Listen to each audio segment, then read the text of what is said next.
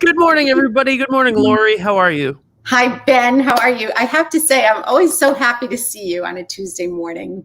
And the feeling is mutual. I The really feeling is enjoy mutual. this. Yeah.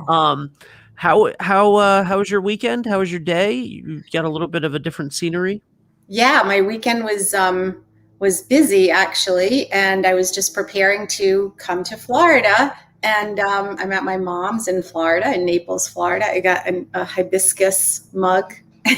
Well, Is that, keep that up. Let's see it. there we All go. right. I love Yeah, it.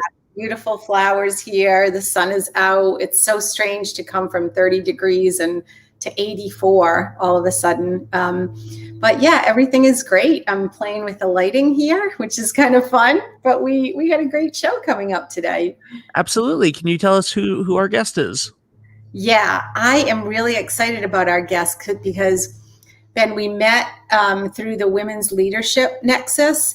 And this is a group in Rhode Island that is just a bunch of professional women that really support each other, work together to support each other's businesses, and really focus on like lifting everyone up. And so Kaydi McQuade from Back Pocket Resources is here with us. And Kaydi is the owner and relationship manager of Back Pocket. And so I'd love to just bring her on and let her jump into the mix. Hi, Kaydi. Hi, Ben. Hey, Lori. How are you? Hi, Kaydi. Good. How are you? Good. See everyone. I'm looking at you as the relationship manager, and your partner is your partner, similar to Visual Thrive. And I'd love to tell us a little bit about yourself and what brought you to create Back Pocket Resources, as well as just the development of the business itself as a partnership. Absolutely. So I thank you for having me on here. We've recently shifted my title to delivery manager just to clarify what I'm doing, because we're all about relationships. And so having someone who's the relationship manager doesn't make as much sense as, right. I am doing that delivery piece to make sure that everyone's getting what they need out of us. So, Back Pocket Resources was founded in 2017. We founded around a more typical staffing model where we would work with large companies when they needed to bring in a team or have a group of specialists come in. We would put together the team, bring in some folks on a contract basis where they'd be there for a couple months to a couple of years just to do whatever the project was, then hand it off to the company and move on to the next place. We were fortunate enough to be part of the Goldman Sachs 10,000 Small Businesses program in 2019. And as we were working with these phenomenal, successful small businesses, it just kept coming up over and over again that the staffing was the biggest headache for them. How do they get the right people in the right seats? How are they evaluating the folks that they have? How are they finding people to work, in their companies? All these horror stories. So it's so interesting because one, we're looking for someone to come into our business now. And two, Visual Thrive was actually created out of the 10K Small Business Group. Oh, wow. Okay. Yeah. And it was because Scott was doing Indemar Media at a very large corporate level, and I was doing the executive coaching, and we wanted to create an offer for the small to medium business so that it would be efficient, easy, kind of hands-off, but very high-level marketing. So it's, that's awesome. I didn't realize we had that other point of connection. That's I know there are a lot, I can tell you. Right? Yeah. So we were obviously, our model wasn't designed for it, but we kept scratching our heads and saying, like, these are the companies that we're passionate about, right? The big companies do amazing things, but there's so many levels, there's so many silos. And so sometimes you're not even working, with the end customer, the end product, the end, whatever it is that you're doing. Whereas with a small business or a medium-sized business, you're working with the people who've put their heart and soul into it and who passionately know their business. And they don't have time to go back and get an MBA and focus on human resources or anything else. But I have a background in education. I was a middle school teacher for 12 years. So I can develop programs and processes to build up those skills internally. So we take all of the staffing experience, all of the experience evaluating candidates and finding the right person to get into the right role. And then we bring that knowledge to the small business owners so that they can make those decisions for themselves, so that because they don't have the budgets to be hiring in outside staffing resources. So it's been really great to just develop these really individualized programs exactly for what the client needs, and wherever their pain points are, wherever those places are that things are falling apart. We're able to develop a program, whether it's through trainings, whether it's through one-on-one consultation or coaching, or providing them with some resources to be able to do that themselves. When you come into a business, do you, how much of what you do is educating the business itself so that they have a good foundation to understand like that whole transition of bringing people in or recruiting people and then being able to onboard that person? Yeah, so I mean, each different client, we like to think of it as a journey, right? We're taking a company through a journey. There's a process, and we're there more as the guide. And so we always start out with what we call the discovery call, where we just spend an hour. There's no cost, no obligation, and we just talk and understand. All right, where are you? Where have you been? Where are you going? What are you running into trouble with? Where are those patterns that keep falling apart? Because so often it's not, oh, I have a specific problem with this. We'll hear, oh, we've hired 3 bookkeepers in a row and none of them are able to do X, Y, or Z. And you're like, okay, so we have to evaluate, make sure that yeah. No, that's so important too, because just hiring someone and then having to say this isn't working is like a major injection of chaos into the business, especially in a small business. And it's very expensive, right? The U.S. Department of Labor estimates that the cost of a bad hire, the cost of letting someone go, is somewhere between 30% and 150% of that person's annual salary. So that is a huge whack. In addition to you not actually getting the work done that you were hoping to get done, you have this huge cash outlay, and companies can't absorb that. Yeah. Can you talk to us? Yeah. Oh, I was going to say, what do you look for when you're hiring, both of you? So what we find is that you really need to understand the story of the role, right? If you know, why is this position open? Who does this person report to? What is the team personality or culture like? Of course, obviously, what are the hard skills that the person needs to be able to do? But what are the soft skills? What are the interactions that they need to have? And what are the gaps that we have as an organization that we could be looking for someone who could help us fill that? Once you have that real complete picture of who you're looking for, we always recommend to just make a very, and I always hesitate on this, the job description needs to be specific. It does not necessarily need to be granular, right? You don't need to say in line 55, this person may have to change the toner on the toner cart.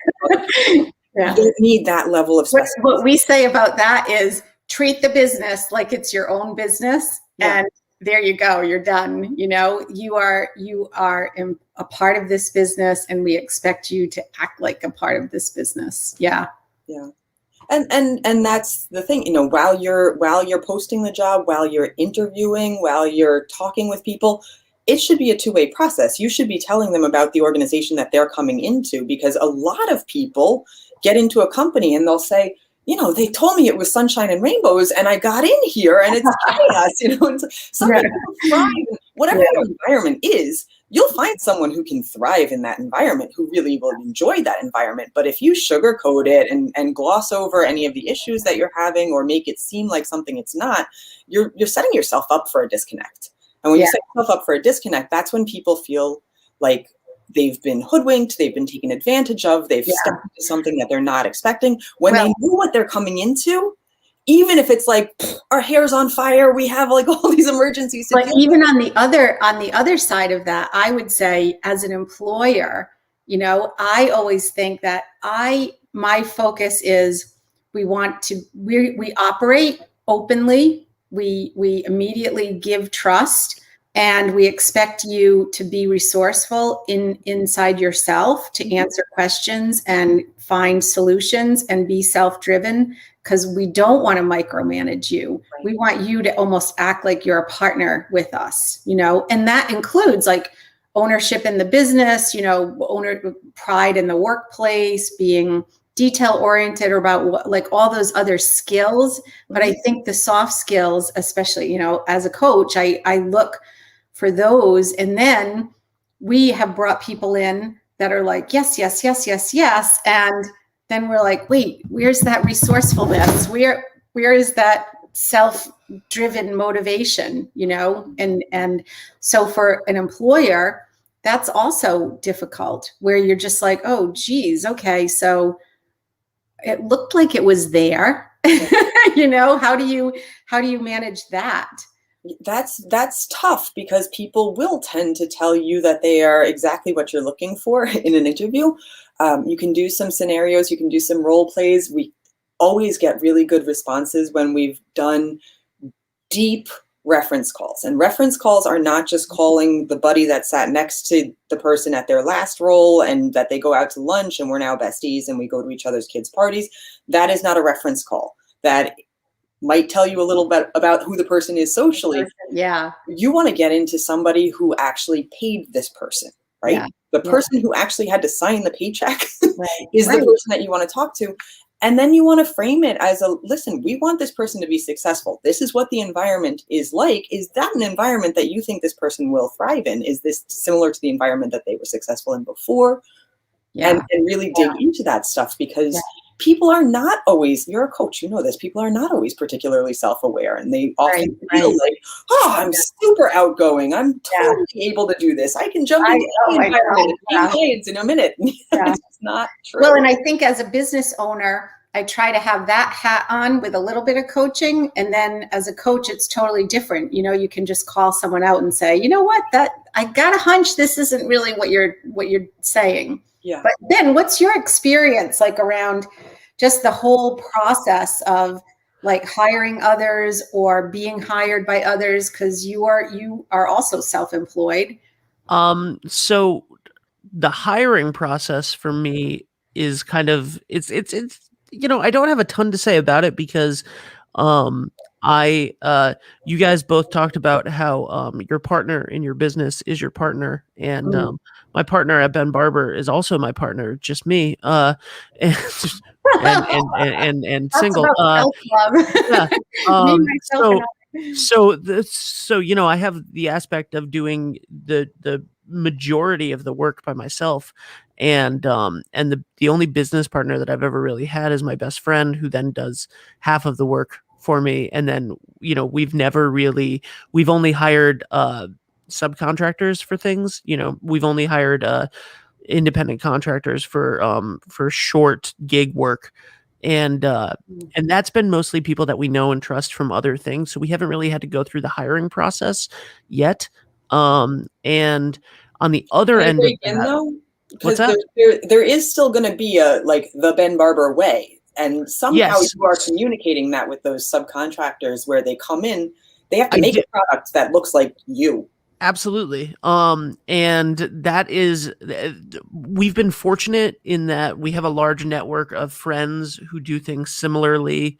And I'm able to say, this is how I do this. This is, please mimic this. And that's been, relatively easy because of the interpersonal nature of all of our relationships. But then on the opposite side of that, I will say that I've recently had a couple experiences of interviewing for positions. And from the other side of that, it's been really nice. This one place that I interviewed was really nice, because it was a conversation that immediately off the bat, they were like, look, we love you. This is one skill that we are hiring for one position, and we don't think that it's your best skill. But we think that, from what we've seen of you and the conversation that we've had with you for 5 minutes, we like everything around this one skill. So if you want to work on that, you can work here.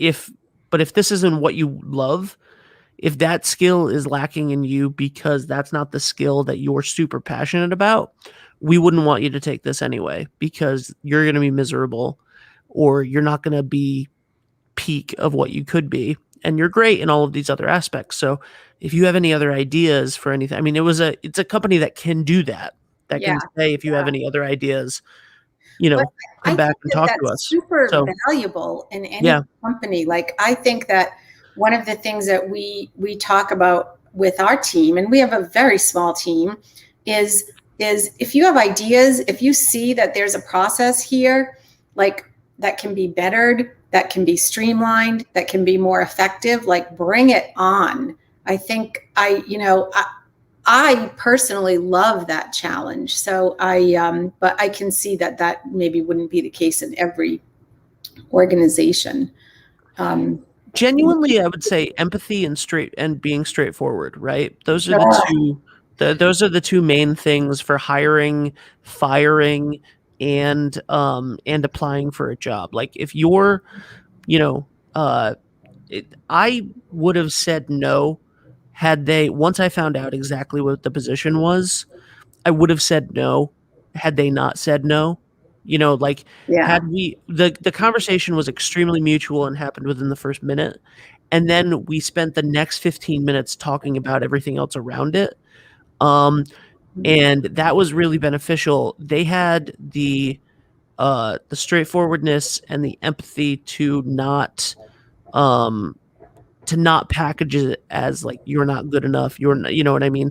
And I had the self-respect to go, this might not be right, and I don't care, and it's okay that it's not right. That yeah. was, so just having that general, like, connection with Right. other people is important. I agree. And I think it's all, so this is me. So Kaydi, you might say, like, that's crazy, but I think that having that openness. So just in the last week, I've had a week, let me tell you, and it's only Tuesday. So, but we were talking with a potential, and shared information that we thought, all right, we want to get this rolling, let's go. And then that information was breached, and then they came back and said, well, I didn't sign an NDA. So it was like, wait, what? Okay, no NDA, no relationship. This doesn't work for me. And that can be weird, and so you can't even start an employment relationship when that's the beginning of it. But I think, so let's shift a little bit into the pandemic, because we see the unemployment numbers. We see, all the hustle around hiring and going on these sites to, find a job, find your best job. I'm trying to think of the name. I can't even, like Indeed.com or something like that. And they try to, do this match, but I just want to, I got this.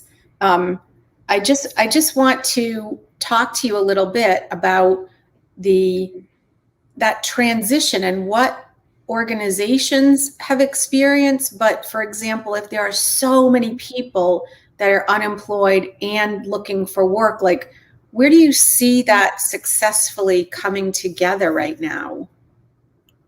So it is very industry specific. There are certain industries where they are at full employment, looking for more people, everything else. There's other industries where they have taken a serious hit, right? And we can look at, healthcare versus, hospitality, right? Like there's certainly industries that are doing different directions right now. At its fundamental level, getting a job or hiring somebody else is really about process. It's about, it's all the stuff that Ben was calling it empathy, but it really is self-awareness or organizational awareness, right? Like if that organization, or if Ben had not had the self-awareness or corporate awareness to say, yeah, this isn't a good match. We're not going to try to bang a square peg into a round hole. We're going to, try to figure out where we can collaborate elsewhere. Yeah, that's great.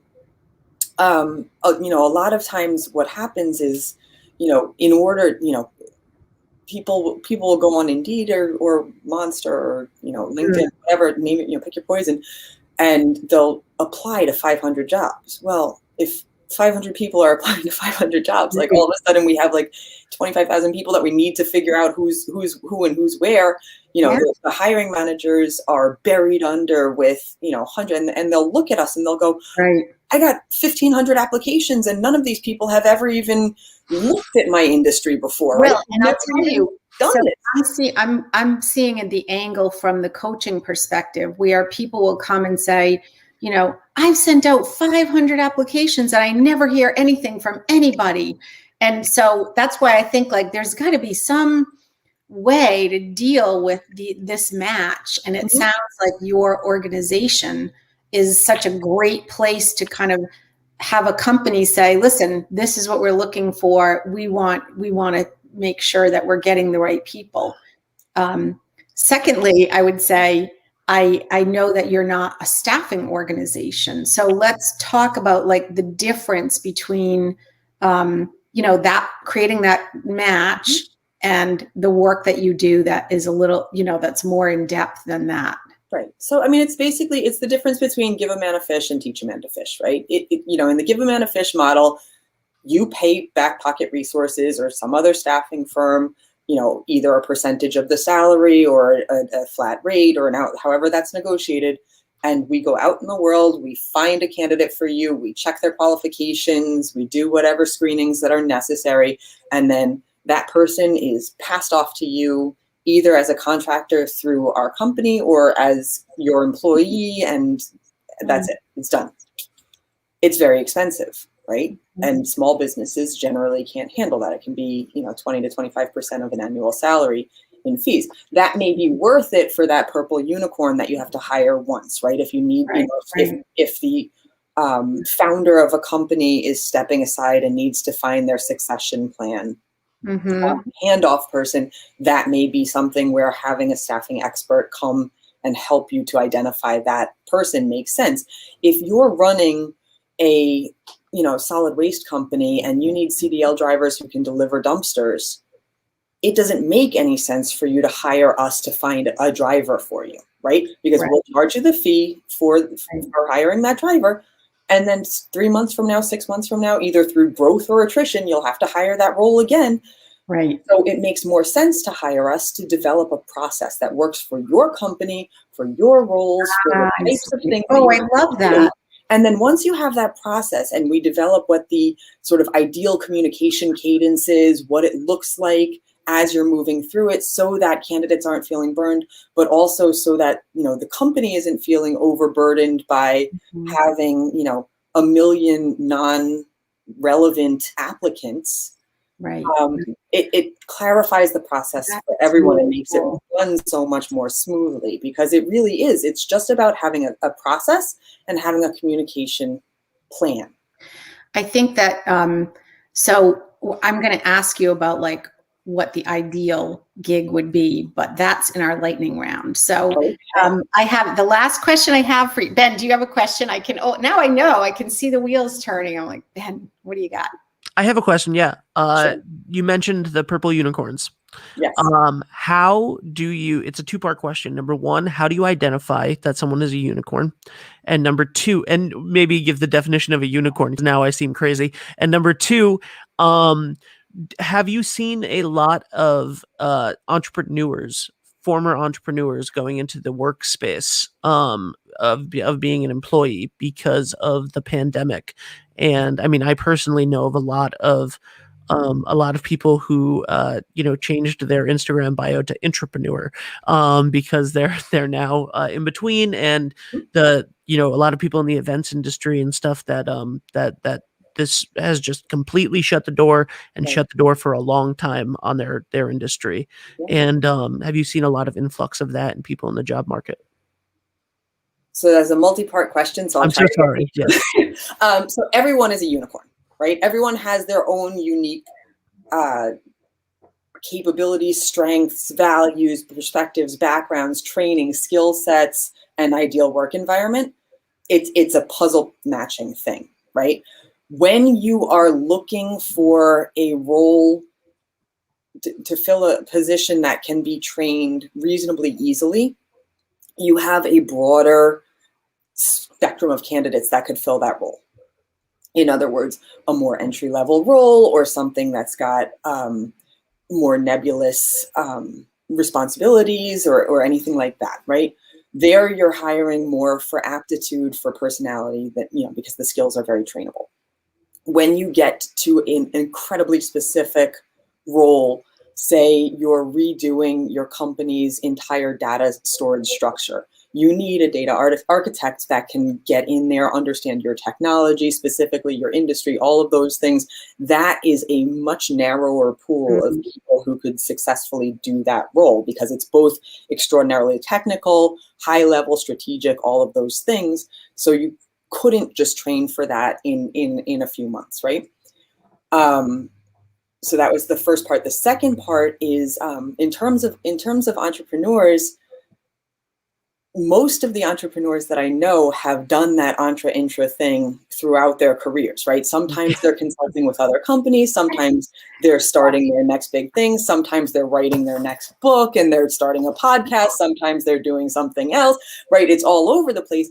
And so, yes, that accelerates in times when the economy is contracting, but that doesn't necessarily mean that it's permanent and forever. Ben, did you see what she just did there? I did it. Huh? This is the Nexus, ladies, right? We support each other. Woo, thank you. Wow. Mine is still upstairs. Oh, no, it's okay. Mine is still upstairs. I need to have it next to the table so that I can grab it. That thing is packed, I can tell you that. All right, so we usually, my lighting is just way off today. Scott, my visual guy, is going to be so like, what happened? Anyway, so we move into the lightning round. The lightning round, is it still a subdued lightning round, but it still moves fast, or are we getting like crashing lightning today? Let's find out.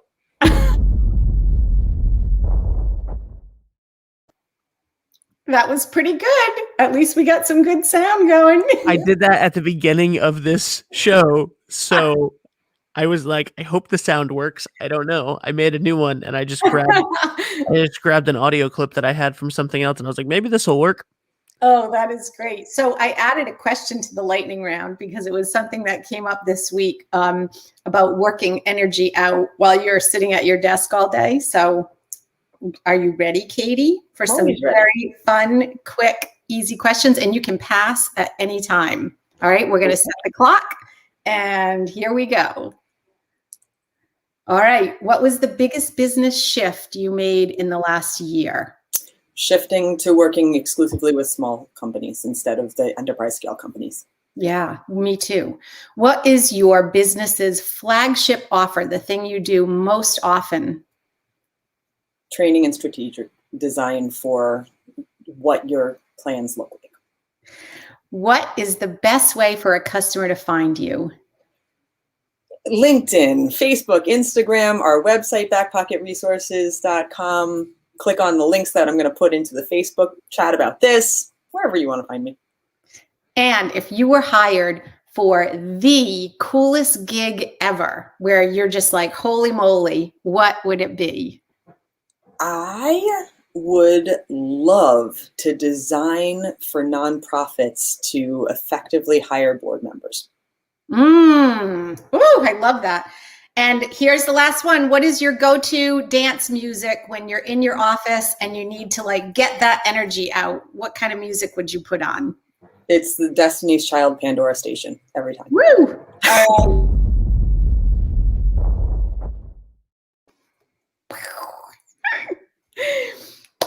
Thank you, Kaydi. Kaydi, I could talk to you. There are so many tidbits in here.